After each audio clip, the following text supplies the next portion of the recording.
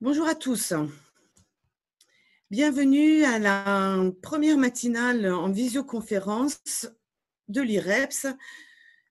Le sujet étant la boîte à outils de prévention des violences à caractère sexuel et sexiste. Je vais juste répéter une dernière fois les consignes, c'est-à-dire qu'on vos caméras et vos micros sont tous désactivés et vous avez le chat. Je vois que vous l'avez déjà bien utilisé pour poser les questions. Ce que je vous demanderai là juste maintenant, c'est si jamais vous avez quelques problèmes en termes d'image et de son, de bien vouloir nous prévenir si tout le monde entend bien ce qu'on est en train de dire. Donc, nous attendons vos réponses dans les conversations de groupe de Zoom. Donc, est-ce que tout le monde nous entend bien? Est-ce que tout le monde m'entend? Me voit?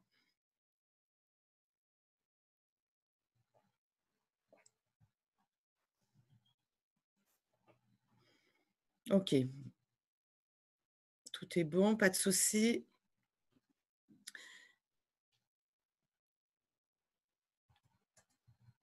D'accord, très bien.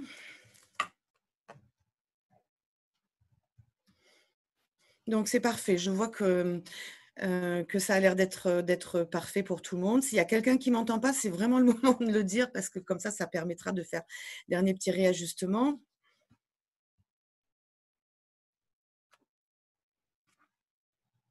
Alors, nous sommes actuellement 57 participants. Certaines personnes, visiblement, n'ont pas pu nous rejoindre encore. Elles pourront rejoindre cette conférence en cours de route, ce n'est pas un problème. Et ce qu'il faut savoir, c'est que, comme je l'ai dit tout à l'heure, cette conférence, de toute façon, sera mise en ligne. Elle est enregistrée et elle sera mise en ligne sur le site du DRAPS. Donc, il sera possible à tout moment de pouvoir revenir sur cette présentation. Alors, écoutez, si vous le voulez bien, on va commencer.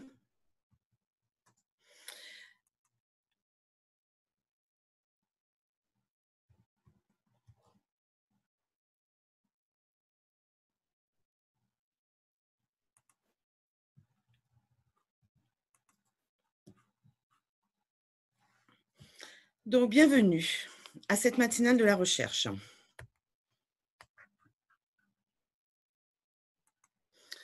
Alors, j'aimerais commencer cette présentation par une présentation justement des intervenants.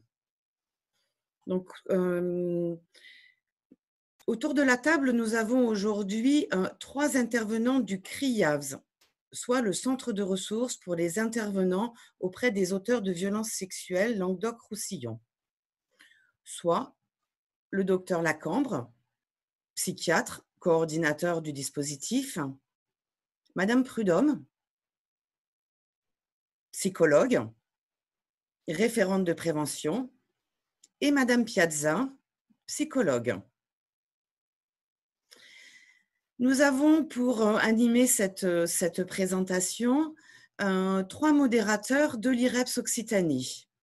Donc, Madame Lavoisier, moi-même, et Madame Savoldelli. Nous sommes toutes les deux référentes territoriales de l'antenne de l'Aude. J'animerai cette présentation et Madame Savoldelli sera la personne qui va justement collecter toutes vos questions et qui en fera la synthèse et qui m'aidera justement à pouvoir poser les questions à l'issue de cette présentation. Et puis pour nous aider dans cet exercice, nous avons Monsieur Guillaume Reis, chargé de communication à l'IREPS. Voilà. Donc, la façon dont la séance va se dérouler, elle se déroulera en 2 parties. Nous allons commencer par une première partie de présentation qui durera à peu près 1 heure et une deuxième partie de questions qui durera 30 minutes. Alors, qu'est-ce que c'est les matinales de la recherche? Les matinales de la recherche, ce sont des rencontres pour valoriser les projets de recherche en prévention et promotion de la santé. Les objectifs sont de favoriser les échanges, renforcer les capacités des acteurs, valoriser des projets locaux et régionaux, et aussi évoquer les conditions de réussite et les freins d'une recherche interventionnelle. Les matinales de la recherche interviennent à l'intérieur d'un dispositif, le DRAPS, le dispositif régional d'appui en prévention et promotion de la santé en Occitanie, qui a pour but d'informer, de former et d'échanger autour des actions de prévention et promotion de la santé sur les départements de la région Occitanie. Ce dispositif est porté par l'instance régionale d'éducation et de promotion de la santé, l'IREPS. Alors, pour entrer dans le vif du sujet, j'ai deux petites diapositives à vous présenter. Ce que j'ai envie de dire tout d'abord, c'est que les violences sexuelles, on en entend beaucoup parler, mais souvent on connaît mal les détails et quand on regarde les chiffres d'un peu plus près, on se rend compte que 81% des victimes de violences sexuelles sont en fait des mineurs. Selon un rapport de l'OMS rendu public en 2014, il apparaît qu'au niveau mondial, 20% des femmes et 5 à 10% des hommes dans le monde ont subi des violences sexuelles pendant leur enfance. Selon une enquête de l'association Mémoire traumatique et victimologie publiée en 2015, il apparaît que 94% des agresseurs sont des proches, 50% sont un membre de la famille et 25% des agresseurs sont aussi des mineurs. Donc effectivement, ces agressions sont lourdes de conséquences sur la santé des victimes. Et au moment des faits, on se rend compte que 50% des victimes déclarent ne pas avoir pu en parler à personne. 84% des victimes sont obligées de fréquenter leur agresseur jusqu'à leur majorité. 96% des victimes agressées dans l'enfance ont des troubles de santé mentale. 50% des victimes ont des conduites addictives. 40% ont fait des tentatives de suicide. Et l'impact est lourd aussi en termes de santé puisque le risque de cancer est augmenté de 21% à l'âge adulte. C'est pourquoi ne rien faire, c'est aggraver la spirale de la violence. Et c'est pourquoi aujourd'hui, nous avons choisi de vous présenter la BOT, qui est un outil justement de prévention et d'éducation pour tous les professionnels qui interviennent auprès des mineurs âgés de 5 à 18 ans. Cet outil est développé par le CRIAV de Languedoc-Roussillon, le centre de ressources pour les intervenants auprès des auteurs de violences sexuelles. Et j'ai le plaisir de laisser la parole au docteur Lacambre, qui va commencer la présentation de la BOT avec son équipe. Merci de votre attention. Bien, bonjour à tous et à toutes, bienvenue.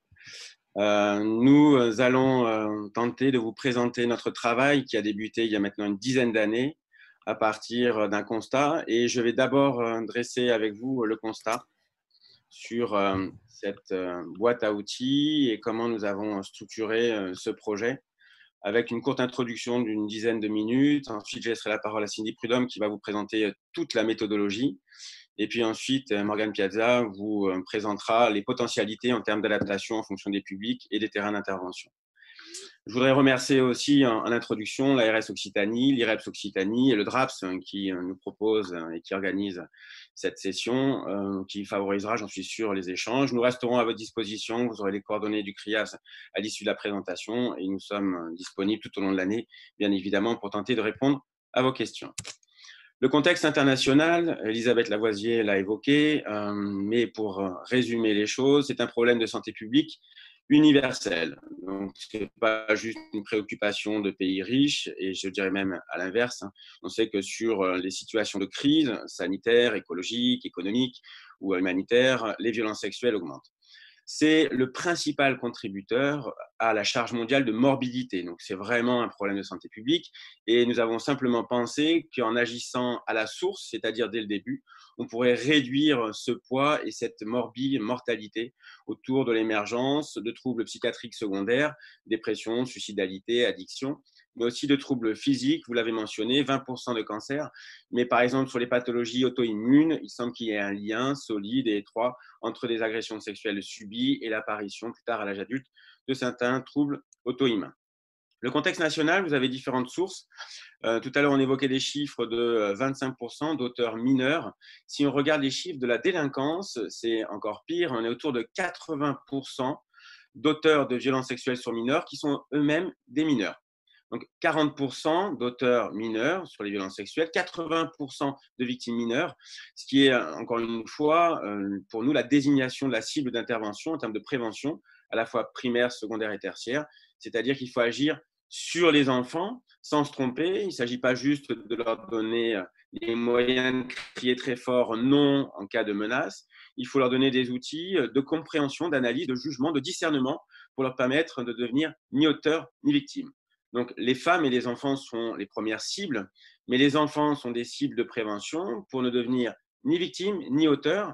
Et ça a été la base finalement de notre projet avec des chiffres qui sont quand même particulièrement élevés si on s'attache uniquement à l'Occitanie. Ce sont des chiffres des différents baromètres de santé dans notre région. On est sur des statistiques de 2017-2018, mais on voit que finalement, il y a toujours une incidence et une prévalence élevée, avec même une augmentation, si on regarde les chiffres de la délinquance, entre 2017 et 2018, de 17% des infractions à caractère sexuel qui ont été enregistrées, donc en termes de dépôt de plainte. Alors là aussi, sur ces chiffres à manipuler toujours avec précaution, est-ce que c'est vraiment le nombre d'agressions qui augmente ou est-ce que la libération de la parole favorise la révélation des faits?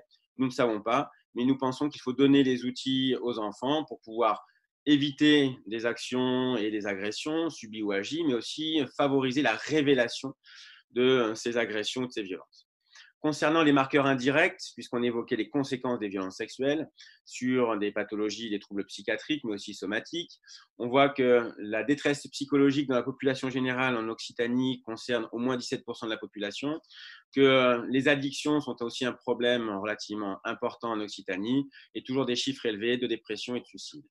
Ce qui pour nous est encore une fois une incitation à agir le plus tôt et le plus fort possible, avec une équipe qui est née fin 2019, c'est-à-dire un centre ressources pour les intervenants auprès d'auteurs de violences sexuelles, suite à 2 circulaires 2006 et 2008, pour créer des espaces de ressources à l'intention des professionnels.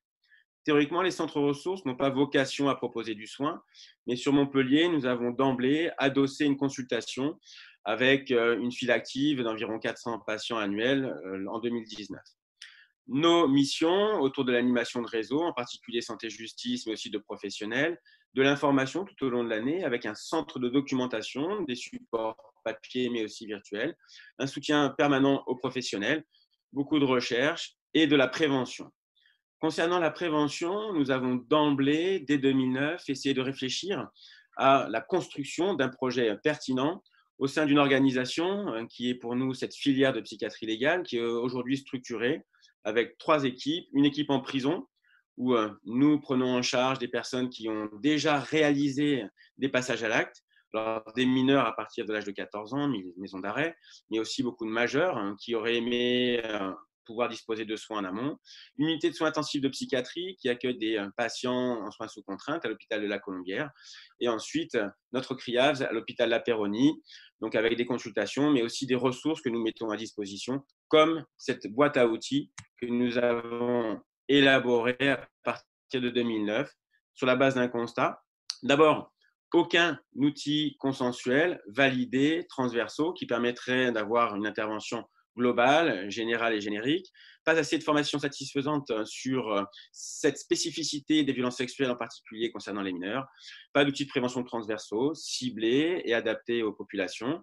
Et cette problématique qui nous concerne en particulier pour la recherche, de transition du statut de victime statut d'agresseur, puisqu'une donnée solide et répliquée de la science nous indique qu'environ au moins 30 à 50% des agresseurs sexuels de mineurs ont eux-mêmes subi des violences sexuelles au même âge que leurs victimes. Donc du coup, un intérêt pour cette question autour de ce recensement, autour de cette problématique, avec une donnée issue de la science pour qu'un programme de prévention puisse être efficient, 7 conditions. La première condition, c'est qu'il soit complet, c'est qu'il puisse intervenir sur l'ensemble de la population et des cibles qu'on se propose. La deuxième condition, c'est que ce programme soit réalisé au bon moment. Et c'est la raison pour laquelle on a essayé de réfléchir à partir des stades de développement psychosexuel, affectif et cognitif de l'enfant. Le programme doit être proposé à un rythme suffisant en termes d'intensité et de fréquence, avec des méthodes pédagogiques qui sont variées et adaptés à la fois à la population cible, mais aussi au milieu écologique d'intervention. Ces programmes, pour être efficients, doivent favoriser l'émergence de compétences de ces enfants avec des contenus socioculturels qui sont pertinents et adaptés. Ces programmes doivent être mis en œuvre par du personnel formé et reposer sur des cadres théoriques solides. Voici notre cahier des charges sur lequel nous avons progressivement construit ce projet que va vous présenter à présent Cindy Prudhomme. Pour ma part, je vais vous présenter donc toute la partie méthodologie scientifique, donc comment la boîte donc a été construite. Donc en fait, le CRIAVS a été fondé donc en 2010 et pratiquement tout de suite a émergé cette question en tout cas de la prévention et de savoir un petit peu comment, en tout cas quels étaient les outils utilisables, comment on pouvait parler de prévention aux enfants. C'était une question, excusez-moi, il y a un petit souci.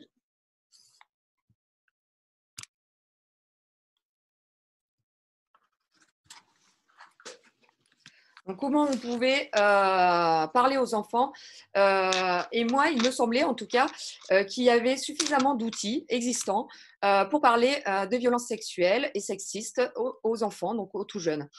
Mais j'ai voulu aller voir un petit peu sur Internet, donc comment ça se passait et quels étaient ces outils. Donc c'est pour ça que la première étape a été surtout de recenser l'existant. Donc je me suis assurée de prendre tous les guides et outils francophones. Sans limitation d'âge, de pays d'origine, donc tout ce qui était en accès gratuit, parce qu'il y avait d'autres outils qui étaient payants et auxquels on n'avait pas forcément accès facilement. Donc pour ma part, c'était pas, je ne les ai pas pris, en tout cas, je ne les ai pas gardés.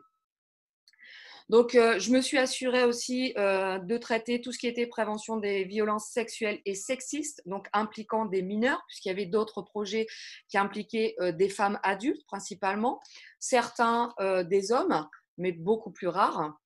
Donc, j'ai recensé tous ces outils, en tout cas, que j'ai pu trouver, publiés en tout cas jusqu'en 2016, donc sans restriction de date de publication. Donc, vous allez voir, je vais vous présenter le tableau un petit peu récapitulatif de tout l'existant. En général, donc ça commence à peu près dans les années 80-90, fin des années 80-90. Donc, auparavant, on n'en trouve pas plus. Donc, limité aux outils aussi libres de droit. Donc, ça, c'était une étape importante pour moi. J'ai pris des références donc, pédagogiques, donc je suis allée principalement sur le moteur de recherche Google, dans les bases de bibliographie, donc comme WorldCat, Carninfo, etc. J'ai lancé les mots-clés donc le plus large possible aussi, puisque on retrouve en tout cas tous les outils de prévention sous forme de guides, d'outils, de mallettes, de trousses, de mal d'outils, etc. Donc il fallait que je balaye le plus large possible. Je voulais ensuite, donc j'ai associé tout ce qui était donc intervention, animation, pédagogique, prévention, sensibilisation, donc éducation à la santé, promotion de la santé, lutter contre les violences sexuelles et sexistes, les violences, les agressions sexuelles, puisqu'à un moment donné ça s'appelait aussi comme ça, ou abus sexuels, ça a été. Le sexisme, le harcèlement, le cyberharcèlement, les comportements violents, les violences de genre, les drogues du viol, etc. Donc, on a vraiment balayé large. Donc, pour avoir un maximum d'outils, en tout cas, et voir ce qu'il existait le plus sur tout le territoire. Les résultats obtenus, donc j'ai gardé surtout les outils francophones, donc en accès partiellement ou totalement libre et gratuit. Les plus pertinents, évidemment, ce qui me paraissait en tout cas le plus pertinent, ont été sélectionnés et ont été en tout cas mis dans une base de papier, donc ont été gardés version papier et en PDF sur une base de données du CRIAVS. Il y avait vraiment un nombre important de ressources puisque j'en ai à peu près récupéré 2000 et en fait, il y avait énormément de chevauchements entre les thèmes existants, donc étroitement liés à la prévention des violences sexuelles, donc tels aussi que le développement des compétences psychosociales, parce que ça nous semblait en tout cas essentiel par rapport à la problématique de nos auteurs de violences sexuelles. Tout ce qui était aussi hypersexualisation, Donc, c'était un sujet aussi à la mode, hein, donc il y a quelques années, dont on parlait en tout cas beaucoup plus. Et ces dernières années, donc autour des dangers du net. L'intérêt donc était vraiment de chercher au-delà de la catégorie simple et pure des violences sexuelles et d'explorer un peu plus loin, donc au sein des documents proposés, du matériel pertinent, utile, bien qu'il soit catégorisé sous un titre moins ambitieux. La deuxième étape a été cette analyse de l'existant. Il fallait en faire quelque chose. Donc, l'analyse de l'existant a été surtout donc, par rapport aux pays francophones. Donc, j'ai pris la France, la Belgique, la Suisse et le Canada. Donc, des pays qui, au niveau de la culture, en tout cas, nous ressemblent, sont très proches de la nôtre.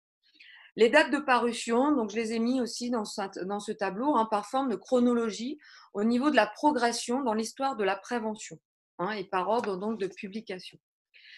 J'ai essayé aussi de cibler, de mettre une population cible, donc tout ce qui était petite enfance, enfance, préadolescence, adolescent. Et puis on voit qu'il y avait aussi un grand nombre de documents qui s'adressaient uniquement aux parents ou uniquement à des professionnels, donc sous terme d'information. Donc ça, on le reverra aussi. J'ai ensuite défini les thématiques abordées, donc des thématiques que nous, on avait en tout cas déjà plus ou moins répertoriées, recensées, vues, puisqu'on avait quand même une expertise scientifique. Donc, j'ai recensé par type de violence, comme le harcèlement, les violences sexuelles, donc où j'ai mis aussi harcèlement sexuel, discrimination et sexisme, qui a été regroupés, les conduites à risque sur Internet, donc vraiment en regroupement, et l'hypersexualisation, tout ce qui est aussi culture du viol, etc. On a ensuite spécifié en sous-thématiques. En sous-thématiques, c'est-à-dire que dans ces thématiques apparaissaient aussi d'autres sous-thématiques extrêmement importantes, en tout cas, comme les compétences psychosociales. Donc, ce sont les sous-thématiques aussi que nous avons gardées pour la botte. Respect et différence, émotion, corps, relations et sexualité, normes et lois, tout ce qui était médias et tout ce qui traitait du signalement. Donc vraiment, j'ai traité par thématique et par sous-thématique. Ensuite, j'ai mis aussi les techniques d'animation qui avaient été abordées, donc sans restriction dans cette catégorie, mais pour plus de lisibilité, je l'ai regroupé donc en 11 catégories que j'ai citées ci-après. Donc, j'ai regroupé tout ce qui était de l'ordre de la discussion, donc les débats, les cercles de parole, les brainstorming, etc., hein, tout ce qui était interview, je l'ai nommé sous terme de discussion. Ensuite, tout ce qui était de l'ordre des activités éducatives, questionnaires, quiz, etc. Les activités artistiques, expression de soi, théâtre, marionnette, etc. Travail en équipe, donc tout ce qui était de l'ordre de la coopération. Le travail corporel, danse, chant. Tout ce qui est jeu de rôle, les mises en scène, les psychodrames hein, qui ont pu, les travails intérieurs, donc tout ce qui est autour de la relaxation, donc autour du stress, donc il y a quand même une donnée aussi, un élément important pour nos auteurs ou nos victimes de violences sexuelles, la respiration, la visualisation, tout ce qui est autour de la lecture hein, en termes d'animation, tout ce qui est autour d'écriture et tout ce qui est audio, vidéo et information. Donc tout ce qui est audio, vidéo que je n'ai pas forcément pu récupérer puisque la plupart du temps, audio, vidéo ne sont pas libres de droit. Donc c'est beaucoup plus compliqué à récupérer, mais tout ce qui était sur papier donc, a été récupéré, a été analysé en tout cas. Donc, les types de ressources, c'est pareil. Hein, j'ai mis une catégorie, donc type de ressources, par guide pédagogique. Donc, tout ce qui était les activités avec aide théorique.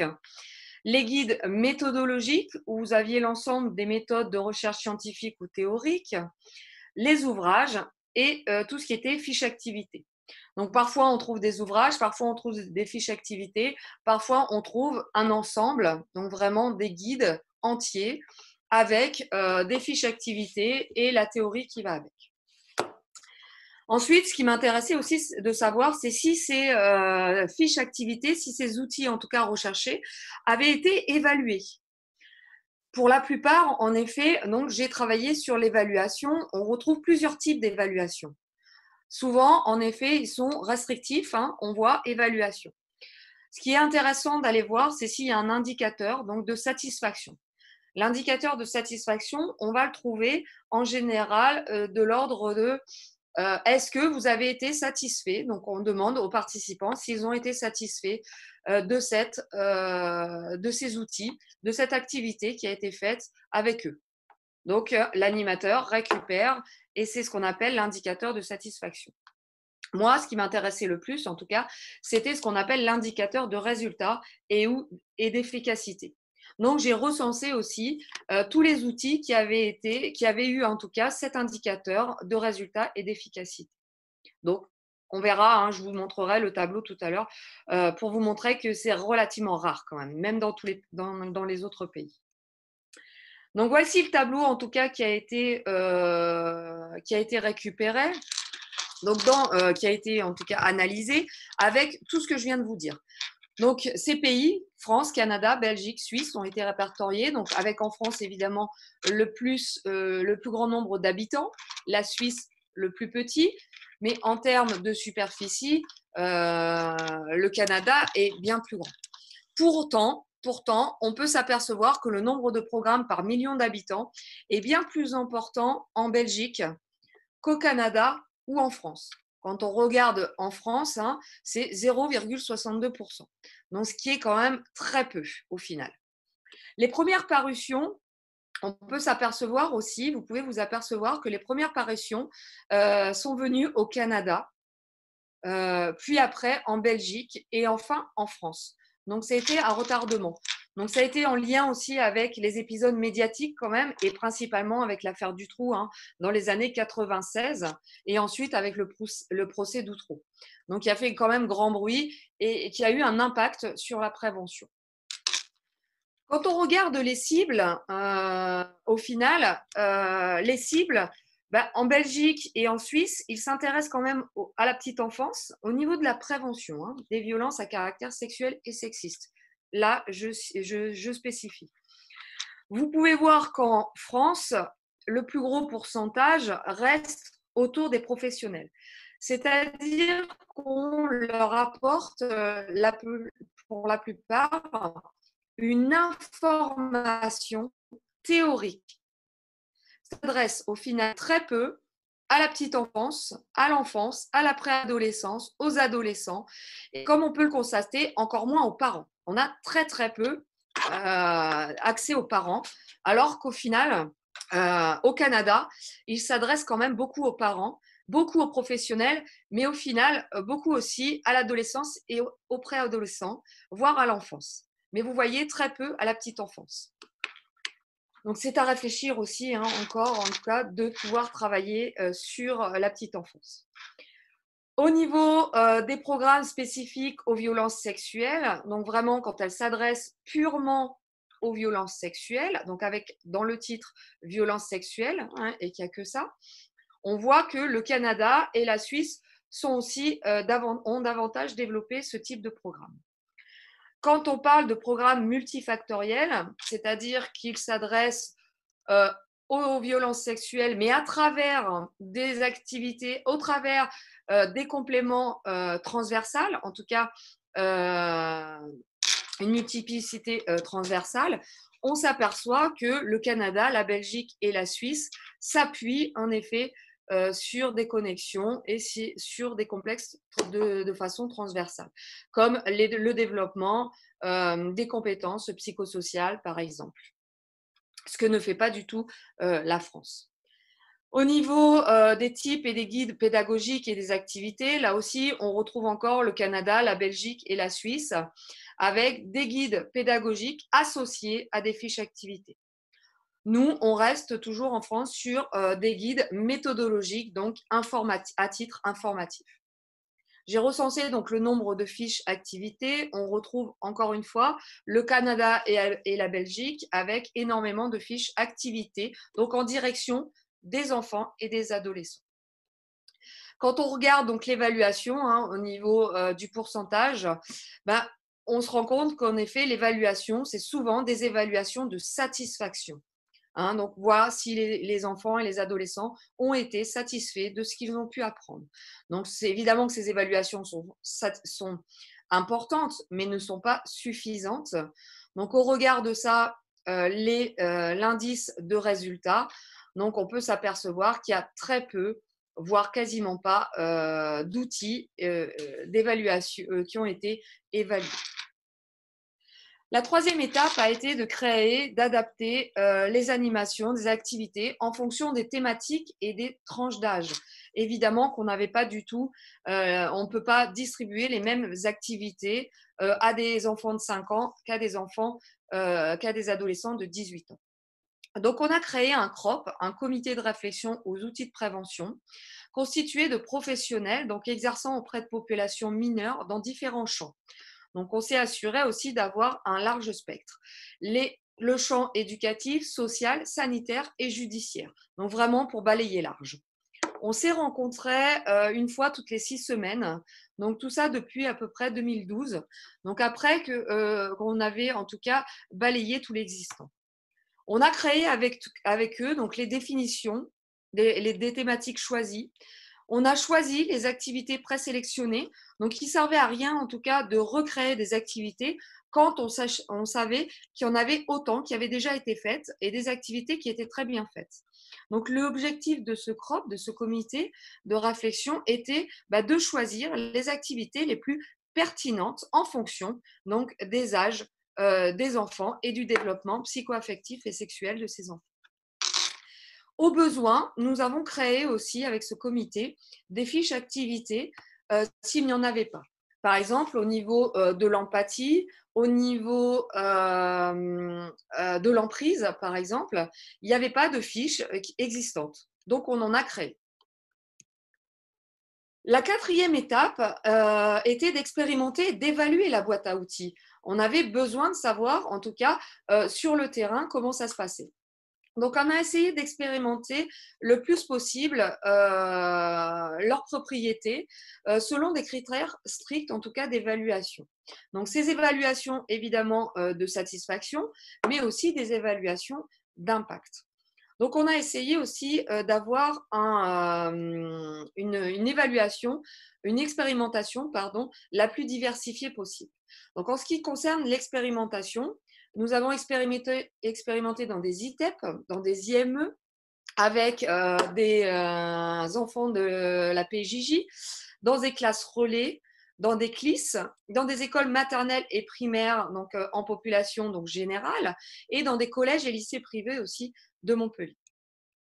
L'évaluation, nous l'avons faite avec le pôle régional de compétences en Occitanie, donc sur une évaluation observationnelle, qualitative et quantitative des effets de la botte, en particulier donc sexuelle, avec l'UMR éducation, formation, travail, savoir de l'université Toulouse Jean Jaurès, dans ce qu'on a appelé le projet Parvis.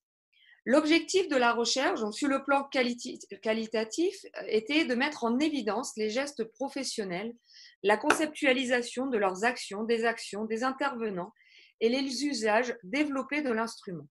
Contribuer au développement des pratiques professionnelles, identifier les apprentissages développés.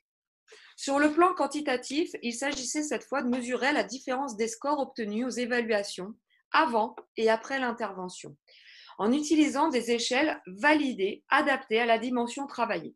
Évidemment que nous n'avons pas pu travailler sur toutes les dimensions mesurables de la botte, donc nous avions choisi aussi quelques évaluations, quelques échelles les plus pertinentes. Nous avions choisi, par exemple, de travailler sur l'agressivité et l'hostilité, l'estime de soi, l'affirmation de soi et l'empathie. Pour ce qu'il en est, nous avons eu des résultats quand même significativement positifs. La cinquième étape était aussi d'évaluer l'ensemble de nos outils. Nous avons choisi un outil INPES qui existait donc déjà, avec une équipe pluriprofessionnelle qui évaluait dans sa globalité la boîte à outils. Donc une évaluation cette fois de construit de l'outil. Dans sa description de l'outil, dans ses critères de qualité, les qualités de support, les qualités de la conception, une appréciation d'ensemble, les conditions d'utilisation et l'optimal de l'outil. Donc, vraiment, il y a eu une évaluation de l'ensemble de la boîte à outils par divers professionnels. Je vous donne un exemple de fiche d'évaluation aussi que nous avions fait passer pour les animateurs aussi. Donc, comment les animateurs pouvaient vivre cette boîte à outils auprès des enfants et des adolescents auprès de qui ils faisaient l'activité. La 6e étape a été de conceptualiser cette boîte, donc par le service communication principalement du CHU, de l'hôpital La Péronie principalement, aidé d'un illustrateur. Donc nous avons validé le projet avec le CROP. Cette boîte à outils représente 134 fiches activités avec un glossaire, un guide animateur, un plateau de jeu et une fiche d'information aux parents. La 7e étape a été d'éditer ces nouveaux outils, en tout cas, et de les diffuser à grande échelle. Puis, évidemment, nous ne voulions pas donner notre outil tel qu'il était, donc qui apparaît ici derrière moi, en tout cas. Donc, l'idée, c'était vraiment de former un maximum les professionnels, de les accompagner à utiliser cette boîte à outils.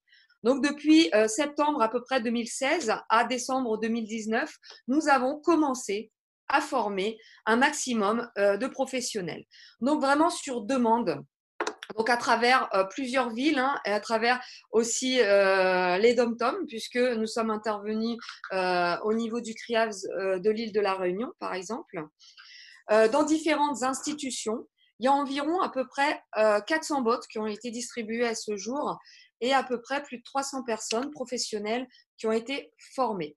Donc, c'est une formation qui représente à peu près 3 jours, donc 3 jours vraiment pleins, avec des jeux de rôle associés à une formation théorique.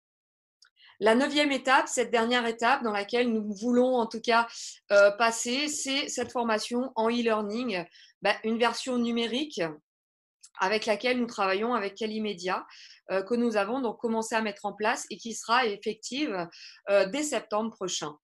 Donc voilà, nous vous invitons en tout cas à participer activement à cette information et n'hésitez pas en tout cas à venir vers nous si vous avez besoin, si vous avez d'autres questions, même par la suite. Je vous remercie. Je vais passer la parole maintenant à ma collègue donc Morgane Piazza. Bonjour. Alors moi, donc, je vais vous parler de la question du contexte. Donc cette question du contexte, elle fait l'objet d'une analyse précise puisqu'elle fait référence donc à une population, au lieu d'intervention et aux intervenants. Donc je m'apprête à les présenter de manière succincte, sauf que quelque chose s'est ouvert devant. C'est bon. J'ai rien touché. Donc, je vais vous les présenter de manière succincte, mais ils sont quand même à entendre de manière transversale et dépendant les uns des autres. Donc, à quelle population et sous quelles conditions? Alors, vous l'aurez compris, cette boîte à outils, elle s'utilise auprès des enfants et des adolescents de 5 à 18 ans, susceptibles d'être victimes et ou auteurs de violences, et plus spécifiquement de violences sexuelles. Donc de fait, elle est transposable dans toute la population générale, puisqu'il s'agit de faire de la prévention primaire et donc d'avoir un impact sur les facteurs dynamiques de la violence, effectivement sous certaines conditions. Donc, quelle est cette première condition? Cette première condition est d'avoir donc cerné la population, c'est-à-dire que la boîte à outils s'adresse à un public qui comprend et parle le français, pour le moment en tout cas, puisqu'il existe le projet de la faire traduire. Également, si vous souhaitez vous adresser à une population cible plus spécifique, il va falloir vérifier la faisabilité des ateliers, auquel cas il existe des remaniements possibles, notamment de trouver d'autres techniques d'animation ou d'alterner avec d'autres ateliers de d'autres tranches d'âge. Pour poursuivre sur la question de la tranche d'âge, en population générale, à nouveau, les frontières sont perméables puisque vous pouvez passer d'une catégorie à l'autre, donc concernant l'âge réel. Ensuite, en population spécialisée, donc vous allez vous intéresser à l'âge mental ou au stade de développement cognitif, affectif et émotionnel. Donc, de manière générale, pour prévenir les violences sexuelles, il faut avoir repéré les besoins, les capacités et les ressources de la population pour laquelle on souhaite intervenir. La condition numéro 2, c'est d'avoir au minimum 5 ans. Donc, pour remplir les conditions et les fonctions de la botte, il est nécessaire de connaître le développement psychomoteur et cognitif de l'enfant afin que cette botte donc, puisse remplir les fonctions pour lesquelles on l'attend. Et à l'âge de 5 ans, le développement postural et la motricité fine sont suffisamment développés pour pouvoir commencer à utiliser la boîte à outils. L'enfant a accès au langage, même si son vocabulaire est en plein essor. Également, il a accès à la théorie de l'esprit. Donc, qu'est-ce que c'est? C'est l'abandon progressif des pensées égocentriques. Donc, on va pouvoir commencer à travailler sur l'empathie, sur la socialisation. Également, l'enfant parle à je, ou presque. Et surtout, ce qui est important, c'est qu'il est désireux de découvrir et d'acquérir de nouvelles connaissances sur soi, donc par rapport à sa vie émotionnelle, par rapport à son corps, et également sur son monde environnant, donc autrui. Ce qu'il faut souligner, c'est que plus les programmes de prévention sont précoces, et plus ils sont efficaces, et moins ils sont coûteux. Et pour terminer sur cette question de la tranche d'âge, nous avons fixé l'âge de 18 ans, puisqu'en fait, c'est tout simplement fixé dans la définition de la minorité. Néanmoins, il est tout à fait concevable d'utiliser la botte avec des majeurs, puisqu'elle fait référence à des savoirs, à des savoir-être et à des savoir-faire qui sont nécessaires tout au long de notre vie. Et pour exemple, nous utilisons certains ateliers à la maison d'arrêt pour des groupes de parole avec les auteurs de violences sexuelles ou avec des personnes ayant des problématiques addictives. Passons maintenant à la troisième condition, qui est effectivement l'utilisation de la botte en liaison avec les parents. Alors, nous annexons à la boîte à outils une lettre d'information aux parents que les intervenants se doivent de leur envoyer pour les informer de la participation de leur enfant à ce type d'intervention de prévention. Alors, pourquoi est-ce qu'il est important de les associer au projet de la boîte à outils? Eh bien, tout simplement parce qu'ils sont les premiers acteurs de l'éducation. Et ça peut aussi leur permettre d'identifier des relais et des ressources pour leurs enfants concernant cette problématique. Donc, passons maintenant à quel lieu et sous quelles conditions peut-on utiliser la botte? La réponse est simple, c'est partout où se trouvent les mineurs. Alors, effectivement, nous intervenons dans le cadre de la santé publique, donc nous allons dans différents milieux de type associatif, éducatif, judiciaire, sanitaire et social. Et nous avons pris le parti de la rendre, nous avons pris le parti qu'elle puisse être assimilable dans tous les milieux, donc même dans les milieux défavorisés et les milieux associatifs, et nous avons pris le parti donc de la rendre accessible, c'est-à-dire peu onéreuse. Aussi, elle offre une série d'outils qui ne nécessitent pas d'achat de matériel supplémentaire, mais juste un espace-temps identifié, sécure et repéré par tous les acteurs. Donc, nous proposons des techniques d'animation et des méthodes expérientielles variées, mobilisables selon la culture du lieu d'intervention. Alors, pour exemple, Madame Prudhomme vous en a cité plusieurs, elle vous a fait une liste assez exhaustive. Alors, en termes d'activités éducatives, par exemple, on peut proposer des questionnaires. En termes d'activités artistiques, vous pouvez avoir des activités comme la danse. L'idée, c'est juste que l'intervenant se sente à l'aise avec la technique qu'il propose. Et sachez aussi que chacune de ces techniques est adaptable aux besoins spécifiques du groupe. Alors, la condition, puisqu'il faut bien qu'il y en ait une, c'est de se référer à sa hiérarchie et à l'équipe.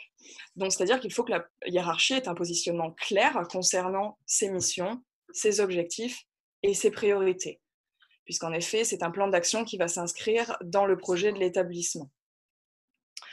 Alors que le point de départ, il émerge d'un constat, donc par exemple l'hypersexualisation dans la société, la culture du viol, ou d'une problématique, par exemple qu'il y ait eu un passage à l'acte sexuel, il est essentiel d'avoir décrypté la demande, les ressources et les besoins pour élaborer des interventions en coordination avec les autres acteurs. En outre, ce projet peut être porté par un seul intervenant, mais ce n'est pas ce que nous conseillons.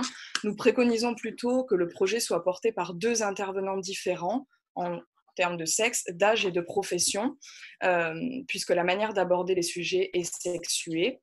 Également, ça permettrait que le public puisse s'identifier plus facilement à l'un ou à l'autre. Pour terminer, à quel professionnel, intervenant et sous quelles conditions la boîte à outils peut être utilisée? La réponse à nouveau est simple, elle s'adresse à tous les intervenants travaillant auprès de mineurs et désireux de s'investir dans la prévention. Donc, ce peut être les assistantes sociales, CPE, éducateurs, enseignants, gendarmes, infirmiers, pédopsychiatres, policiers, psychologues, puériculteurs. Il existe bien d'autres professions, l'idée étant que les intervenants travaillent auprès des mineurs.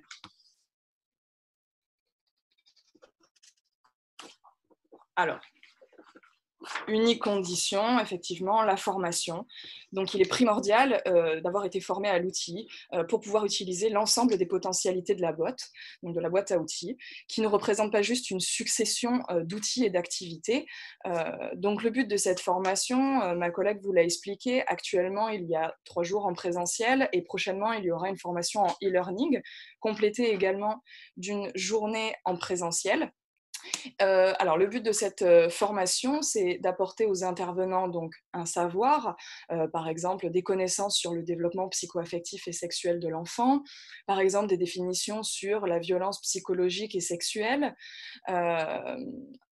Ensuite, c'est aussi d'apporter à l'intervenant un savoir-être pour qu'il puisse développer ses compétences. Donc, ça va être, par exemple, de travailler notamment sur leur représentation sociale, notamment peut-être d'un auteur de violences sexuelles. En quoi c'est important? Eh bien, si jamais il y avait une révélation ou que vous interveniez effectivement suite à un passage à l'acte sexuel, c'est important d'avoir réfléchi en amont sur quelles sont vos représentations sociales. Pour finir, ça apporte un savoir-être, donc finalement mettre en œuvre ce que vous aurez appris en termes de pédagogie, d'animation et d'élaboration d'un projet pensé et ayant du sens pour le public que vous aurez ciblé. Donc pour résumer, la boîte à outils s'adresse à un public de 5 à 18 ans et plus. Elle est adaptable à tous les profils, dans différents milieux, pour tous les intervenants auprès de mineurs, volontaires et motivés.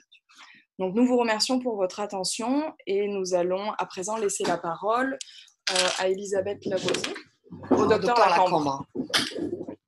Juste, je voulais reprendre quelques éléments clés de la présentation pour une courte synthèse. Nous avions 1 heure et on va arriver à la fin de cette heure. Vous avez bien compris que l'enjeu, c'était de proposer quelque chose qui soit transversal, tout terrain, simple, avec des ressources vraiment élémentaires, papier, crayon, pas besoin de connexion Internet, pas besoin d'imprimante, pas besoin de choses compliquées et onéreuses.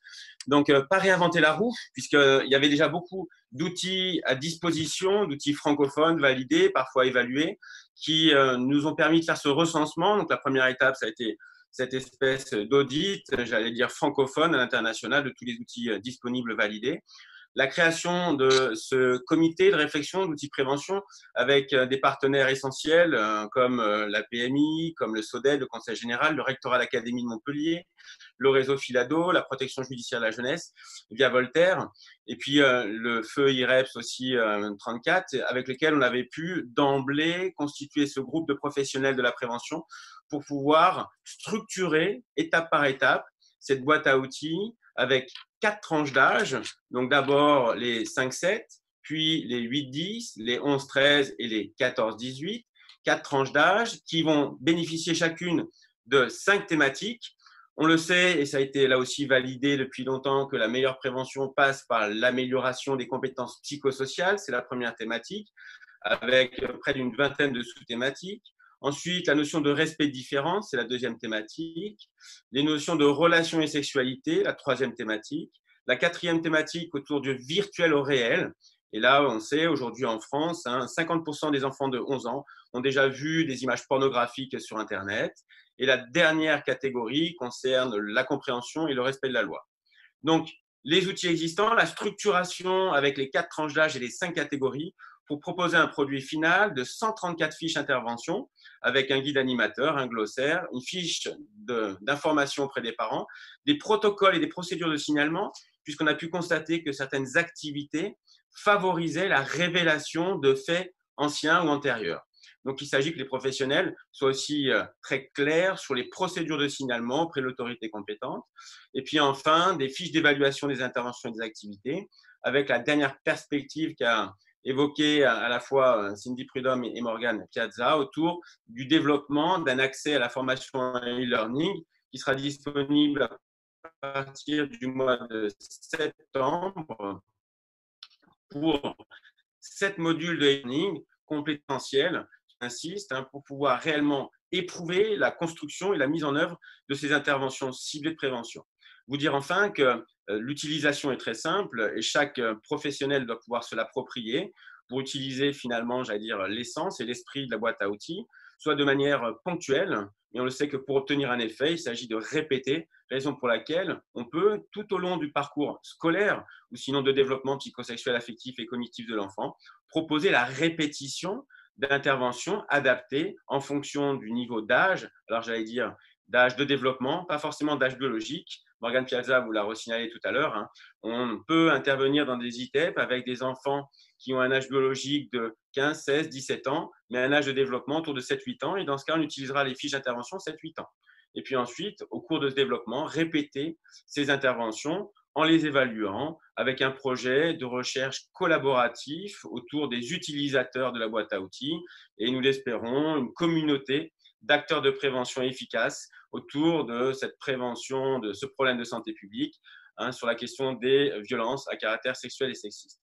Nous vous remercions encore une fois pour votre attention. Nous vous proposons les coordonnées du CRIAS, mais l'IREPS, le DRAPS vont vous proposer aussi un certain nombre d'outils et de compléments à cette session d'information qui est assez verticale et qu'on va maintenant un petit peu travailler de manière horizontale avec vous en tentant de répondre à vos questions. Donc, nous redonnons la parole à Elisabeth Lavoisier et l'équipe du DRAPS. Merci beaucoup à l'équipe du CRIAV pour cette présentation. Alors, effectivement, nous avons aujourd'hui devant nous beaucoup de professionnels, des psychologues, des médecins, des travailleurs sociaux, des infirmiers, sages-femmes, coordinateurs chargés de projets, formatrices. Et tous accompagnent une grande diversité de publics, des enfants, des ados, des jeunes, leurs familles, des seniors et aussi des populations en situation de précarité. Ce qui montre bien la transversalité de cette problématique. Et voilà, donc les questions que l'on a, les premières questions qui nous semblaient importantes, qui sont arrivées, c'est beaucoup de questions sur l'aspect pratique et concret de la botte. Donc la première question que je peux vous poser, c'est quelles sont les modalités d'inscription à la formation e-learning de septembre? Tout simplement sur Internet. Donc, il y aura un lien. On vous remettra ce lien si vous le souhaitez. Et à partir de septembre, vous pourrez vous inscrire. En sachant que le nombre d'inscrits sur le e-learning n'est pas limité, mais le nombre d'inscrits sur la journée présentielle est limité. Raison pour laquelle, tous les trimestres, on proposera 3 dates de session de formation en présentiel pour compléter la formation en e-learning. Et c'est uniquement une fois qu'on a validé la session en présentiel qu'on est en capacité d'utiliser toutes les potentialités de la boîte à outils. Alors, quel est le coût de la formation à la botte? Et l'outil est-il gratuit? Pardon. Absolument pas. La boîte à outils, c'est 10 ans de travail. La petite valise qu'on vous a montrée tout à l'heure, là, c'est autour de 160 €, le prix de fabrication. Donc, bien que nous ayons des missions de service public et que nous travaillons beaucoup, notre hôpital nous a rappelé que c'est un investissement et sur lequel il fallait pouvoir obtenir un retour. Et donc, les formations jusqu'à présent en présentiel pouvaient coûter entre 160 et 200 € en fonction du nombre de participants et d'un certain nombre de paramètres. La formation en e-learning, elle sera disponible en fonction des volumes, c'est-à-dire que si une institution souhaite inscrire 20, 40 personnes, les coûts vont réduire. Donc, pour des tarifs de groupe autour de 600 € pour l'accès à la formation et à l'ensemble des ressources de la boîte en version numérique. Donc, sous la forme d'un cloud, vous aurez l'ensemble des fiches et l'ensemble des supports qui seront à votre disposition. Donc, pour la version format, j'allais dire, de groupe autour de 600 €, pour la formation individuelle autour de 800 €, l'accès à l'ensemble de la formation, e-learning plus le présentiel et l'intégralité des ressources sous la forme d'un cloud. Donc, voilà comment ça se profile sur le plan très pragmatique, voire prosaïque de l'aspect financier. Et la formation est-elle obligatoire pour obtenir la boîte à outils? La réponse est oui. D'accord. En présentiel ou en e-learning. Les D'accord. deux sont possibles, mais avec absolument la formation. La formation. Et donc, on me demande aussi si, une fois que la formation a été suivie, est-ce que l'outil tel qu'il est, la boîte comme vous nous l'avez présenté, est-elle gratuite ou il faut l'acheter ensuite? La boîte à outils est inclue dans la formation. L'idée, c'est d'obtenir à la fois l'accès à la boîte, le matériel, mais la compétence et la capacité de s'en servir. Donc, c'est all included. Super. Pourriez-vous donner des exemples d'exercices que vous faites avec les enfants pour pouvoir se représenter au mieux le contenu de la botte? Alors, ouais. Par exemple, on a plusieurs fiches là que je peux vous donner en exemple. Une qui est souvent assez choisie et qui est assez représentative, c'est par exemple Monsieur et Madame Ours pour les 5-8 ans. Donc là, je vous présente vraiment pour les tout petits. Mais donc Monsieur et Madame Ours, ce sont deux ours qui se ressemblent trait pour trait. Ils n'ont aucune différence, si ce n'est ce qu'ils ont dans les mains. Je vais vous la montrer rapidement. Vous voyez, donc les ours se ressemblent, sauf que ces ours, il y a un ours qui a un fer à repasser dans la main. Il y a un ours qui a un bébé à qui on donne le biberon. Il y a un ours qui parle en public et on leur demande aux enfants là, de se représenter s'ils pensent, eux, que c'est Madame ou Monsieur Ours ou les deux. Qu'est-ce qu'ils en pensent? On l'a fait avec des tout petits, donc en maternelle, donc ça a très très bien fonctionné. Et en effet, Maman Ours, enfin Madame Ours, puisque c'était ça, hein, mais pour eux, ça représentait Maman Ours. Et Maman, elle repassait, elle cuisinait, elle donnait à manger au biberon. Madame Ours aussi faisait même le bricolage, alors que Papa Ours était bien souvent représenté devant son ordinateur, par exemple. Donc, c'était assez rigolo de travailler ça avec les enfants et de pouvoir en discuter. C'est la discussion qui va ensuite de pair avec ces fiches, par exemple, qui est assez intéressante. On a voilà, plein d'autres outils comme ça. On a un autre outil sur l'estime de soi et qui fonctionne assez bien aussi avec les plus petits, mais aussi avec les plus grands. C'est cette carte à toi de moi qu'on construit, en tout cas. On pioche au hasard un prénom d'un élève dans la classe ou dans le groupe, en tout cas. Souvent, en effet, c'est celui qu'on ne veut pas forcément, mais en tout cas, on le pioche et on ne peut pas en changer. Et on va essayer de lui proposer, de lui dire un mot gentil, en tout cas. On va essayer de trouver quelque chose chez lui qu'on aime. Même si on n'aime pas cet enfant-là, on va trouver quelque chose qu'on aime bien chez lui. Alors, on va éviter les habits, on va éviter les sacs à dos, etc. de marque, par exemple. On va essayer de prendre un aspect physique ou une compétence qu'on aime bien chez eux et ce qu'on a envie de partager avec eux. Et on leur fait faire une petite carte et ensuite, on s'échange les cartes qu'on peut aussi garder dans la classe ou qu'on peut garder sur soi. Et quand ça ne va pas, on peut la ressortir et lire un petit peu cette carte et ce mot gentil qui a été mis aussi. Donc voilà, pour travailler l'estime de soi avec les tout petits. Et puis après, on a bien sûr plein d'autres activités avec les plus grands et sous d'autres formes, comme les jeux de rôle, par exemple, sur l'affirmation de soi. Sur l'assertivité, on a des jeux de rôle, par exemple. On a aussi des scénarios, par exemple, là, de victimisation, de victimes en tout cas, avec des plus grands, par exemple. Mais pour travailler l'emprise, par exemple, on va travailler sur tout ce qui est emprise avec les animaux. Vous voyez, le chien qu'on garde par la queue, la mouche qu'on garde sous un verre, ou à qui on enlève les ailes, etc. Tout ça, c'est travailler dans l'emprise, mais de façon ludique avec les petits. Voilà. Donc, entendez bien qu'il s'agit d'aborder des questions compliquées autour des violences à caractère sexuel sans aller autour de la question du génital. Parce qu'une des angoisses des parents, c'est « mon Dieu, vous allez montrer des zizi, des zézettes, etc. » avec tous les écueils liés aux différentes tentatives, en particulier d'éducation nationale, pour aborder cette question vie affective et sexuelle.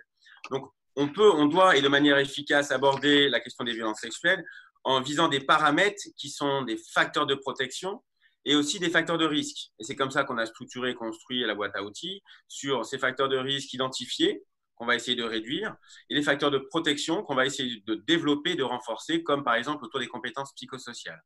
L'importance de la formation à la boîte à outils, c'est que chaque intervenant a déjà des capacités sur le plan pédagogique, en termes d'encadrement, d'animation de groupe, et qu'on lui propose systématiquement pour une intervention une sorte de support qui est un prétexte pour pouvoir atteindre sa cible. Et en fonction de ses habitudes, cet intervenant pourra utiliser ses supports habituels, un théâtre forum, un jeu de rôle, comme il le souhaite. Donc, une fois qu'on s'est approprié finalement l'intervention et l'esprit de la boîte à outils, on peut vraiment la décliner selon ses capacités, son appétence en termes de support pédagogique et didactique, mais aussi en fonction des publics. Et donc, on peut tout à fait intervenir auprès de populations adultes en situation de handicap psychique ou de retard mental en adaptant en fonction de leurs capacités et de leurs ressources sur le plan intellectuel, cognitif et émotionnel, ce qu'évoquait tout à l'heure Morgane Piazza. Et ça, c'est l'effort que doit produire l'intervenant en amont de l'intervention. Justement, Monsieur Lacombe, il y a plusieurs questions concernant l'aspect pratique de la botte et des questions en lien avec le public auprès de qui l'outil peut être utilisé. Donc, on a une question justement, est-ce qu'on peut utiliser cet outil auprès d'adultes en situation de handicap mental? Est-ce qu'on peut utiliser cet outil auprès de jeunes majeurs subissant des violences sexuelles? Et est-ce qu'on peut utiliser cet outil auprès de femmes adultes victimes de violences conjugales? Donc, ça fait 3 questions en une. Alors effectivement, oui, c'est utilisable avec tout type de public. L'idée, c'est juste d'adapter en fait les ateliers en fonction de l'âge mental de la personne, de son développement psycho-affectif et cognitif. Donc oui, c'est totalement possible d'utiliser la botte avec des personnes en situation de handicap, avec des problématiques addictives, auteurs de violences sexuelles. L'idée, c'est d'avoir réfléchi avant l'intervention à quel atelier on va proposer. Comme je le disais, c'est pas juste une liste d'outils, de techniques et d'ateliers qu'on va aller piocher dans la boîte à outils. Il faut avoir construit son projet en réfléchissant à quel est l'objectif général, quels sont les sous-objectifs qu'on veut aller travailler et donc quel atelier on va aller chercher. D'où l'idée d'avoir une formation en amont pour vraiment comprendre le sens qu'on va apporter à ce projet. Donc, en effet, hein, nous l'utilisons déjà avec nos patients en tout cas, mais nous l'utilisons aussi, comme vous l'a dit Morgane Piazza, donc à la prison, donc avec des adultes, alors qui peuvent être cortiqués ou pas, en tout cas, hein, qui ont des capacités d'introspection plus ou moins moindres, mais qui n'ont pas de déficience intellectuelle. Donc, nous l'utilisons déjà. Évidemment qu'il s'agit juste d'adapter notre discours. C'est-à-dire que, évidemment, vous n'allez pas prendre des fiches, par exemple, pour les 5-7 ans et leur faire colorier Nanouchka ou travailler sur sur découverte, par exemple, du corps. Mon corps, c'est moi, évidemment. Mais vous pouvez, en effet, travailler sur la rupture. Sur le consentement, par exemple, avec les plus grands, avec des adultes. Vous pouvez travailler, comme vous disiez, avec des femmes victimes de violences conjugales. En effet, vous pouvez travailler aussi sur tout ce qui est prise de décision, tout ce qui est personne ressource, par exemple, ou l'escalade de la violence, comment on en arrive à la violence. Donc, évidemment, pas de manière frontale. En tout cas, nous, on évite d'y aller de manière frontale, mais plutôt en développant des compétences transversales, donc autour, en tout cas, de ces violences à caractère sexuel et sexiste, voire de façon plus large, comme l'a dit donc Morgane Piazza, en addictologie, mais aussi en promotion de la santé en général, puisque c'est vraiment plutôt de l'éducation à la rigueur, à la santé et au bien-être, en tout cas, et au bien-être avec soi et avec les autres. Donc, quelle que soit en tout cas la thématique, la boîte à outils peut être adaptable à tout type de population.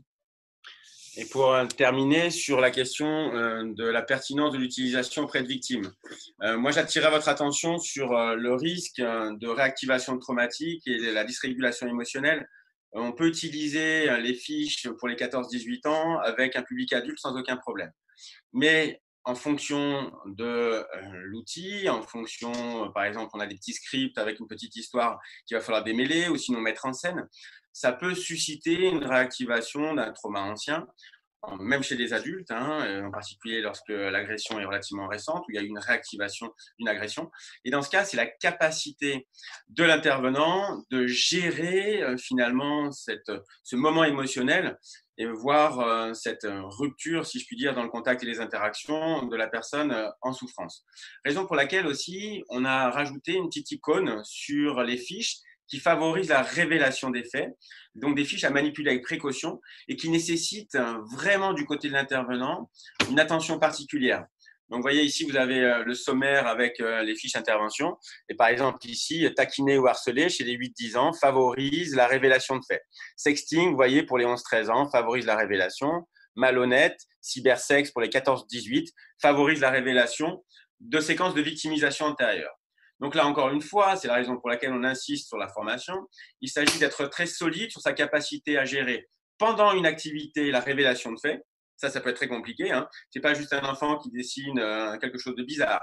Là, on est dans une séquence d'intervention et un enfant va venir vous révéler que le tonton, la tati, le papa a pu avoir des gestes déplacés ou sinon carrément une jeune fille, une adolescente, qu'elle a pu être violée, abusée et parfois même par une personne qui est dans la classe.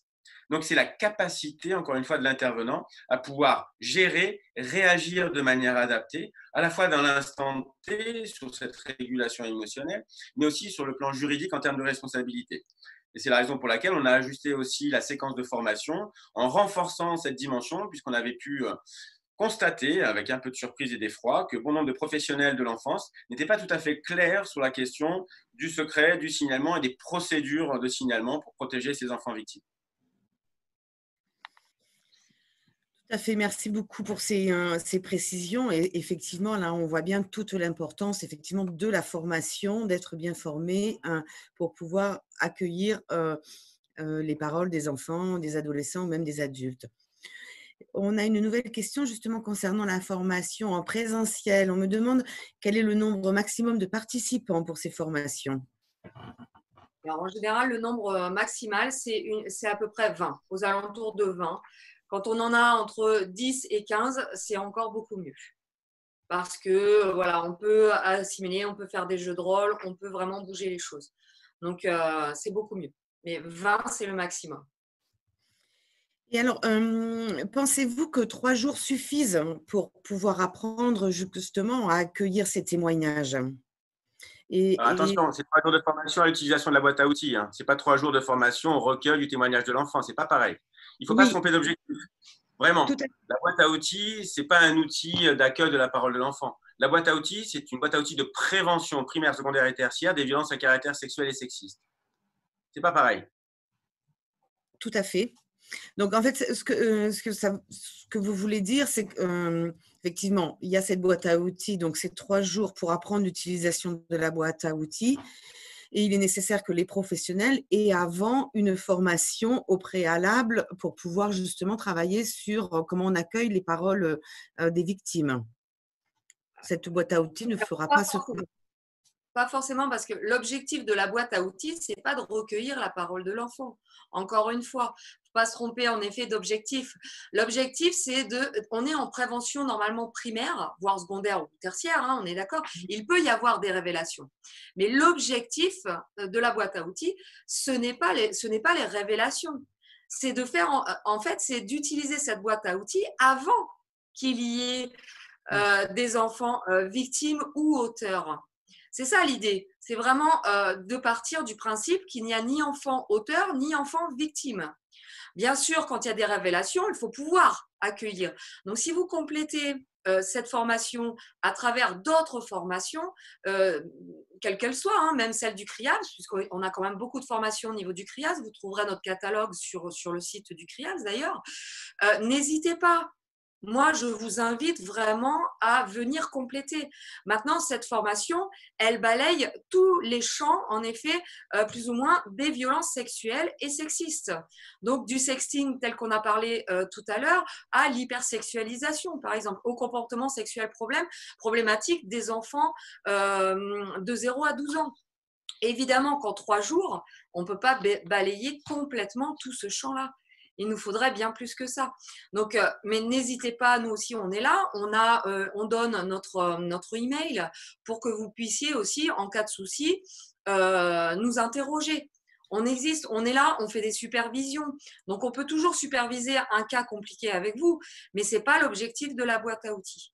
L'objectif de la boîte à outils, c'est vraiment de donner des compétences aux enfants et aux adolescents pour éviter qu'ils se retrouvent soit victimes, soit auteurs de violences sexuelles ou sexistes. Vraiment. Et pour compléter, on considère qu'il s'agit des prérequis des professionnels qui viennent en formation, comme l'animation de groupe, Hein. La formation à la boîte à outils ne vient pas donner les savoir-faire sur l'animation de groupe. On considère que les adultes qui viennent sont déjà en compétence et en capacité pour pouvoir animer des groupes. Concernant la révélation des faits, on a pu constater que certaines activités favorisaient, mais ce n'est pas l'objectif. Simplement, il s'agit de donner des outils aux professionnels pour pouvoir gérer cette révélation. Donc, accueillir la parole de l'enfant, c'est une notion qui est vague et floue. On peut vous donner des compétences et des capacités sur des formations spécifiques au sein du CRIAVS. Et la formation boîte à outils, elle donne aux professionnels simplement des outils de gestion de la révélation. Et ça, c'est déjà le plus important. C'est-à-dire que ce temps de révélation, il soit bien géré par l'adulte. Et tous les adultes ne sont pas forcément, encore une fois, on a pu le constater, y compris au contact des enfants, en capacité et en compétence de pouvoir gérer cette révélation. Merci beaucoup pour ces précisions. Donc, on entend bien que cette boîte à outils est un outil de prévention pour éviter de pouvoir se retrouver dans des situations justement de victimes ou même d'agression. Vous avez répondu aussi à la question qui était de la supervision, puisqu'on me posait la question s'il y avait des supervisions pour les personnes qui utilisaient la boîte. Donc, ce que vous venez de dire, Madame Prudhomme, c'est qu'effectivement, il y a moyen de superviser, d'avoir des supervisions pour les professionnels qui l'utiliseront. Tout à fait, tout à fait. Et c'est ce qu'on a même dans la construction du projet. Donc moi, en général, je peux accompagner, je leur donne une fiche pour les accompagner justement dans la construction de leur projet. Et quand ils veulent, quand ils le souhaitent, et ce qui est déjà arrivé, hein, que je jette un œil un petit peu sur leur projet et que je leur donne un peu mon avis, ça c'est fait et je reste disponible pour ces personnes en tout cas qui souhaitent avoir un retour. Donc là, il n'y a pas de souci, on est vraiment ouvert et au contraire, hein, on est là pour ça. D'accord. Alors, on revient, il y a quelques questions sur la méthodologie. Donc, lorsque Madame Prudhomme, vous avez présenté la méthodologie, vous avez parlé de votre travail de recensement des outils et de la littérature existante. Vous avez parlé des thèmes transversaux qui pouvaient se chevaucher. Et vous avez parlé de l'hypersexualisation. Et donc, on a des questions. Qu'est-ce que vous entendez par ce terme d'hypersexualisation? Alors, l'hypersexualisation, en général, alors c'est malheureux, mais je pense qu'on fait une fausse erreur avec l'hypersexualisation. L'hypersexualisation, souvent, on l'associe à la sexualisation précoce des petites filles, par exemple, de 10, 11 ans, qui vont mettre des push-ups, qui vont mettre des strings, etc. C'est pas ça, l'hypersexualisation. L'hypersexualisation, c'est justement dans le regard de l'adulte, en fait, c'est le regard de l'adulte envers une enfant, envers un objet qui n'a pas de sexualisation en soi et qui n'est pas là pour sexualiser au départ. C'est-à-dire qu'on peut sexualiser n'importe quel objet ou n'importe quelle personne ou n'importe quel animal. Moi, je montre souvent l'exemple, par exemple, dans ma formation, c'est un hippopotame, je crois, avec un string. Ça, c'est de l'hypersexualisation. Mais en fait, ça vient de l'adulte. C'est l'adulte qui sexualise à travers les vêtements, à travers le maquillage, à travers des postures, à travers un langage associé donc à la sexualité, quelque chose qui au départ n'est pas sexualisé en soi ou n'a pas de sexualité en soi. Donc en effet, mettre un string à des petites filles, c'est de l'hypersexualisation parce qu'on va sexualiser une petite fille de moins de 15 ans qui n'a pas à être sexualisée. C'est ça l'hypersexualisation en fait. D'accord, merci beaucoup pour cette précision. Toujours autour de la méthodologie, plusieurs personnes ont été très intéressées justement par le tableau récapitulatif que vous avez pu nous présenter avec le comparatif France, Canada, Belgique et Suisse. Donc, il y a eu plusieurs questions à ce sujet. Donc, la première question était, lorsqu'il y en avait, quels étaient les indicateurs des évaluations de satisfaction et de résultats des outils recensés? Alors, les indicateurs d'évaluation, c'est ce que je disais tout à l'heure, il n'y avait pratiquement que des indicateurs d'évaluation de satisfaction. C'est-à-dire, il y avait une fiche associée au programme de prévention qui disait « Avez-vous été satisfait de la séance d'animation ? Est-ce que ça vous a plu? Est-ce que c'était bien? Comment vous étiez senti pendant l'animation de cette fiche? Est-ce que ça vous a apporté de l'information, etc. Mais pas plus. En général, il n'y a quasiment pas eu d'évaluation. J'ai pu retrouver d'évaluation de résultats. Donc vraiment d'impact sur les violences, justement, sur ces caractères de violence. Quel que soit le pays, on ne retrouve pas ces évaluations d'impact. Alors, on retrouve aussi des évaluations de construit, des évaluations dans la construction de leur programme de prévention. Leur programme de prévention a été évalué. Donc, est-ce que, en effet, il répond bien aux objectifs qu'il s'était fixés au départ? Oui, non, etc. Mais pas d'évaluation d'impact, vraiment. Toujours concernant l'évaluation, j'ai une question sur, là on parle de l'évaluation de la botte, de l'outil d'aujourd'hui. Y a-t-il eu des évaluations auprès d'un public de parents? Non, sauf si on considère aussi que la plupart des professionnels sont aussi des parents. Par exemple, moi, je leur donnais, donc je vous ai montré la fiche activité tout à l'heure animateur, en sachant quand même que la plupart des animateurs sont aussi parents. Mais c'est vrai qu'il n'y a pas eu d'évaluation de nos programmes, en tout cas en direction des parents. D'accord. C'est ce qui manque. D'ailleurs, c'est ce qui nous manquait aussi, ce versant parent. C'est ce qu'on a dit, en fait, on a une lettre d'information pour informer en tout cas que leur enfant, on va travailler avec leur enfant sur diverses thématiques autour en tout cas des violences à caractère sexuel et sexiste. Mais c'est vrai que pour l'instant, on n'avait pas plus. Alors en général, nous, ce qu'on leur demandait quand on fait un programme, et souvent donc c'était dans les écoles, puisque c'est plus facile, c'est notre public aussi cible, où on trouve en tout cas une majorité d'enfants et d'adolescents, on demandait à ce que le directeur convoque un maximum de parents à une réunion d'information, donc à peu près sur 2 heures, pour justement traiter de ce qu'on allait faire avec leurs enfants, voir si c'était après, pour leur dire un petit peu ce qui avait été fait auprès de leurs enfants et s'ils avaient des questions. Donc ça, on y tient beaucoup, on présente en tout cas.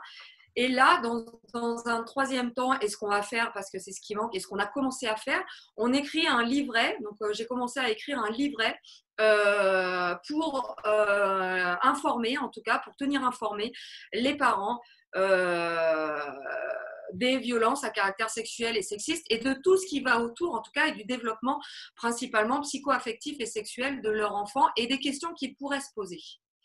Donc, si au contraire vous avez des questions, n'hésitez pas à me les envoyer, que moi je puisse justement travailler et continuer à faire ce livret, en tout cas, d'informations aux parents qu'on associera à la boîte à outils. Et vous redire que la boîte à outils s'adresse aux professionnels qui travaillent auprès des enfants. Elle ne s'adresse pas aux parents. Mais les parents sont des acteurs de prévention, ils doivent systématiquement être impliqués. Raison pour laquelle on propose l'information par écrit, avec aussi des petits paquets de présentation de la boîte, mais aussi des séquences de rencontres avec les parents. Et le plus souvent, l'idéal, c'est de faire avant, après, en sachant que les parents ne viennent pas forcément en réunion. On a eu des moments épiques où on était très peu nombreux. Mais il s'agit d'être une force de proposition et de maintenir cet espace de conversation et de dialogue avec les parents qui seront les premiers adultes au contact de l'enfant et auprès duquel l'enfant va venir éventuellement se faire écho de ce qui s'est passé à l'école et ce qui l'aura mobilisé sur le plan émotionnel ou sinon intellectuel. Donc, ils sont impliqués, ils sont intégrés, mais la cible de la boîte, ce sont les professionnels qui interviennent auprès des mineurs. Et donc, il n'y a pas de fiche à l'intention des parents, puisque c'est une question qu'on me pose. Il n'y a pas de fiche directement sur les parents. Non, notre cible, c'est vraiment les enfants. Les enfants, d'accord. Vraiment. Il y avait encore une question sur la méthode. Quand vous avez effectivement présenté ce tableau, et la question a été posée, pourquoi y a-t-il une telle différence entre les pays ? Bonne question. Alors après, c'est une question de financement, et une question d'évaluation. C'est pour ça que je m'arrête beaucoup sur l'évaluation. En tout cas, après, d'après moi, il ne faut pas oublier quand même que la prévention des violences sexuelles est assez récente, mine de rien. On en parle depuis longtemps, mais elle est assez récente et elle est extrêmement associée à la médiatisation. La médiatisation des faits de violence chez nous ou en Belgique, puisque ça a eu un retentissement vraiment en France, hein, c'est ce que je vous disais tout à l'heure, c'est l'affaire Dutroux. L'affaire Dutroux a fait émerger énormément, et quand on regarde le tableau, on retrouve d'ailleurs, ça a fait émerger énormément de programmes de prévention. Là, par exemple, on peut s'apercevoir que là, on est en 2020, ça fait quelques années quand même, par exemple, qu'au Canada, c'est une question qui est passée un petit peu, qui est moins importante pour eux. Il y a eu moins de financement et il y a eu une baisse, en tout cas, on repère aussi une baisse des programmes de prévention. Alors, peut-être que ceux qu'ils ont fait et qu'ils continuent à faire sont toujours valables et sont toujours essentiels et sont toujours à l'ordre du jour, hein, pourquoi pas. Mais en tout cas, on s'aperçoit qu'il y a une baisse, en tout cas, dans la construction des programmes de prévention au Canada, par exemple. Ensuite, c'est vrai qu'il y a un manque d'évaluation effective de la boîte à outils. Donc, si vous voulez demander des financements quand les programmes de prévention ne sont pas évalués, et quand on ne vous montre pas l'efficacité directe, c'est compliqué. C'est-à-dire que nous, la boîte à outils, c'est la même chose. On va vous montrer une efficacité à court terme, mais l'intérêt de la boîte à outils, c'est d'avoir une efficacité à long terme. C'est-à-dire qu'il faudrait pouvoir évaluer les enfants de 5 à 18 ans, voire bien après, dans une continuité, pour voir un peu si l'impact des violences et des violences sexuelles a eu, en tout cas si la boîte a eu un effet sur ces enfants et ces adolescents devenus adultes, puisque c'est ça. L'idée d'aujourd'hui de travailler avec les enfants et les adolescents, c'est qu'ils deviennent des adultes et des adultes responsables. Donc, qu'ils entendent de l'autre, qu'ils respectent l'autre, qu'ils se respectent eux-mêmes. Donc, vous voyez, dans l'image du sexting, c'est une question de respect, et dans l'image aussi du respect de l'autre dans le consentement, par exemple. C'est ça l'idée. Donc, vraiment, c'est sur une continuité, la prévention. Donc, demander des financements pour quelque chose dont on n'est pas sûr et certain de l'efficacité, encore aujourd'hui, ça reste compliqué. Ensuite, cette différence avec les pays, on voit bien que nous, on travaille beaucoup avec la Belgique et le Canada. Ils n'ont pas du tout la même ouverture d'esprit qu'en France par rapport à la prévention, hein, je parle bien sûr. En prévention, par exemple, même en Suisse, la première chose que j'ai entendue à mon premier congrès international, c'est pour nous, donc c'était une Suissesse qui me parlait et qui m'a dit, mais pour nous, pour la Suisse, la prévention, c'est l'affaire de tous. Mais tous, ça veut dire, vous ne voulez pas dire uniquement les professionnels, c'est-à-dire que tous, vraiment, avaient un rôle à jouer et on sentait que même le voisin avait un rôle à jouer dans cette prévention. Et c'est ce que vous disiez tout à l'heure, le docteur Lacambre, c'est-à-dire que nous, quand on fait par exemple de l'information auprès des parents, puisqu'on leur dit vos enfants vont recevoir une information, parfois, en effet, on s'est retrouvé à 13, voire 10 personnes devant moi, en sachant qu'il y en avait 200 ou 300 personnes qui étaient convoquées. Voilà, on n'est pas dans le même intérêt encore pour l'instant, pour la prévention. Et c'est ça qui est dommage. Et dommageable. Vous voulez rajouter quelque chose, docteur Lacambre ? C'est juste l'ensemble des facteurs sont culturels. On évoquait cette préoccupation sur la notion de communauté, de groupe et de responsabilité, mais aussi, j'allais dire, historique et socio-économique. On a vu exploser le nombre d'outils et de programmes de prévention en Belgique après l'affaire Dutroux. La création des CRIAVS intervient en 2006 après une affaire médiatique sordide de l'agresseur pédosexuel. Donc malheureusement, nos sociétés aujourd'hui occidentales évoluent un peu sous le coup de l'émotion. Et là, on était tous très préoccupés par le Covid et nous, on a été très préoccupés par le confinement, avec des enfants qui se sont retrouvés enfermés, probablement avec leur agresseur, et sans la capacité de révéler finalement les faits. on a vu imploser des numéros d'appel, en particulier à l'étranger, hein, de mineurs ou de personnes qui ont été victimes. Donc voilà, en fonction de nos champs d'intervention et de préoccupation, où est-ce qu'on va situer nos pensées, notre investissement. Et le politique au sens large, hein, met peu de moyens finalement sur la prévention, en particulier primaire, et on est plus à écluser les problèmes lorsqu'ils sont déjà structurés, voire endémiques ou chronicisés. Donc on a une ambition différente avec ce projet qu'on porte depuis plus de 10 ans. On insiste vraiment sur cette idée de prévention primaire, c'est-à-dire avant même que les enfants ne deviennent ou victimes ou auteurs de violences. Il ne faut pas oublier quand même qu'on est aussi dans une société d'immédiateté. Hein, on clique, on veut tout de suite, tout maintenant. Et c'est vrai que la prévention, ben, il faut miser aussi sur le long terme et pas sur l'immédiateté. Et c'est ça. Ça correspond aussi à l'ère du temps, il me semble. Je vous remercie beaucoup pour ces précisions. Il est 11h30. Est-ce que vous vouliez rajouter quelque chose, docteur Lacambre, Madame Prudhomme ou Madame Piazza? Alors, on est à votre disposition ensuite, hein, dans un deuxième temps ou l'après-coup. On vous a transmis des informations. Il y a un très bon article de Fabienne Lemonnier de Santé publique France sur la question de l'évaluation de l'efficacité des programmes de prévention dans le numéro Santé en action que je vous ai adressé. Je vous invite à le lire. Il y a très peu d'études. Une seule étude américaine de 2017 hein, qui a posé les critères que j'ai évoqués, évaluation.